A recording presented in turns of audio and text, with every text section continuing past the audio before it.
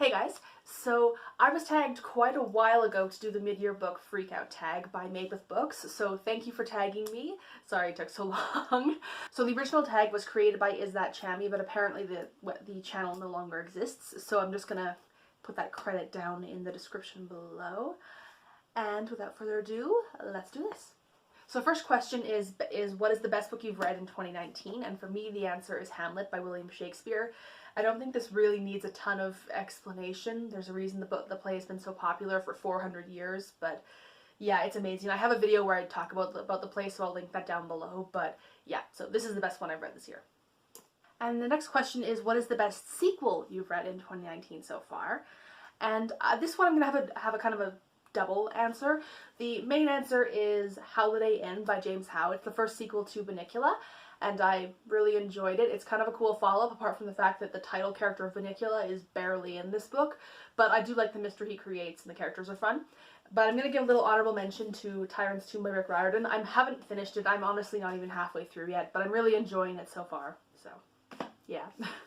Okay, and speaking of which, next question is new release you haven't read yet but want to, and yeah, this is the most extreme case of that. I just got it recently, even though it's been out for about a month, and because I'm not very far in yet, I'm going to make it count. And number 4, most anticipated release for the second half of 2019. I could go with Tyrant's Tomb again, but 1, I've already mentioned it twice, 2, it's technically already out and I'm actually already reading it, so not fair. So instead I'm going to go with my next most anticipated release of this half of the year, and that is going to be The Fowl Twins by Owen Colfer. It is a sequel to the Artemis Fowl books. It's coming out next month, I believe, and I'm really excited. I was able to read a little bit of the first chapter because it was at the end of one of the books that I bought already, and it's hilarious. Miles and Beckett were fun when they were kids, but they look like they're going to be just as much fun when they're older kids. I think they're about 12 probably in this book, and oh my goodness, they're hilarious. So yeah, really looking forward to that. And number 5, what was the biggest disappointment of this year? For me, that would be The Celery Stalks at Midnight by James Howe. It's the, I believe, 3rd book in the Bunnicula series, and it's just not as good as the books before it. The first book in that series is really good, second one I think is still pretty good, and then it starts to kind of go downhill after that, and then with an occasional improvement again. So yeah, this Celery Stalks at Midnight was the first one where I was really noticing that, and it was a little disappointing. Still glad I read the series, but yeah. Okay, and what was the biggest surprise? Bunnicula by James Howe for me. It was a book that I'd heard of when I was a kid, but I wasn't really interested in reading it. But then I heard a little bit more about it this year and decided to pick it up and read it, and oh, it's actually really cute. So yeah, that was the biggest surprise for me this year. Number 7 is who is your new favorite author? This is probably not going to be a surprise if you watch my previous videos, but Neil Gaiman. I haven't actually read The Ocean at the End of the Lane yet, but I have the book now, so it's on my list. But I absolutely love Neil Gaiman's work. I've talked a number of times about The Graveyard Book on this channel already. I just love it. He has such an interesting way of looking at things. It's very, very quirky, but he can really, really touch on some very, very deep themes, and I love it. I love the way he looks at the world and the way he describes things and the characters he shows, which it's just wonderful and I love it. And his actual writing is quite wonderful as well. It's quite poetic. So yeah, Neil Gaiman. Okay, number 8, newest fictional crush. Okay, most of the books I read are about kids, so this isn't really applicable in that way.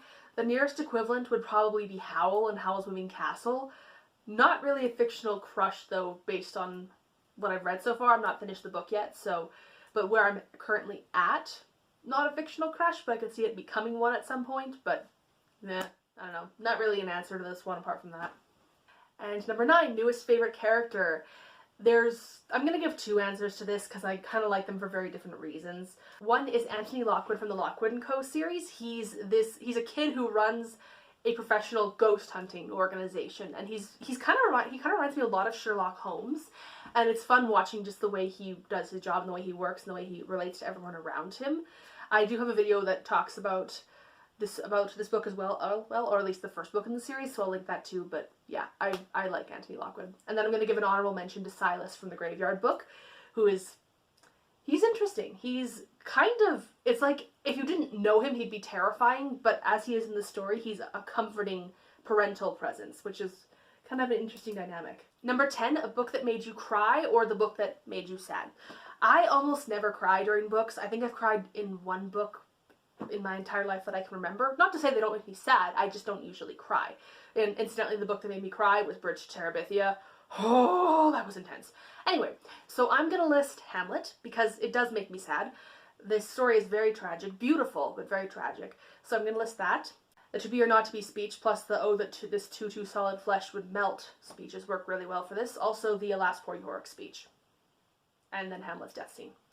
And then also honorable mention to Batman: A Death in the Family. I already kind of knew the plot of this, or at least the basic plot of it, and then I've also read Under the Red Hood, which is one of the most important sequel stories to this, but I've never actually read Death in the Family until this year. So, yeah. Tragic. Okay, and number 11 is the book that makes you the happiest. Now this is gonna seem weird. Hamlet again. It's like, it makes me the saddest. It also makes me happy. I know, it's weird, but yeah, I really love how beautiful and intellectual this story is. And there is actually some legitimately hilarious moments in Hamlet, so yeah, but, you know. And then also, of course, honorable mention to The Graveyard Book. I have not been subtle about how much I love it. So, yeah. Number 12, favorite book to movie adaptation you've seen this year. I have not actually seen very many book to film adaptations this year, so I'm gonna go with How to Train Your Dragon 3. I know it's not really based on one of the books, but the first movie was based on a book, so I'm gonna count it. I really love the How to Train Your Dragon trilogy. I still have to read the books, but I really love the movies. They're just, they make me so happy. So, yeah, How to Train Your Dragon 3. Although I am really looking forward to Little Women that's coming out later. Need to see that one. Okay, and number 14, most beautiful book you've bought or received this year. I unfortunately don't have it with me because I'm in a different town than the book currently, but The Graveyard Book again, I'll stick a picture of the cover at the end of the video, but it's just beautiful. I love it. And then quick honorable mention for that for Dear Fahrenheit 451. I'll probably do a video about this book later, but I love the cover. It's just so nice. And what books do you need to read by the end of the year? So first up, we have The Last Guardian. This is not The Last Guardian, but The Last Guardian is the final book in the Artemis Fowl series. I need to read it before I can read the Fowl Twins, and I'm about halfway through right now, so that's a definite must. Also, need to finish Tyrant's Tomb, because I want to know what happens. And finally, The Happiness Trap by Russ Harris. This is one that I really, really want to finish. It's the first self-help book I've ever read, and I want to finish it and know what's in it. So, yeah. So, thanks for watching, you guys. If you have not done this tag and you want to do it, then consider yourself tagged. I'm not going to tag anyone specifically just because this is technically the mid-year book freakout tag, and we're definitely not at mid-year anymore, so I'm not going to tag anyone. But if you want to, then just consider yourself tagged. So, what books have you guys read that you're really wanting to read by the end of the year? Which ones have you read that were disappointments? I'd love to know. So just let me know what you think down below, and have a fantastic day. See you later.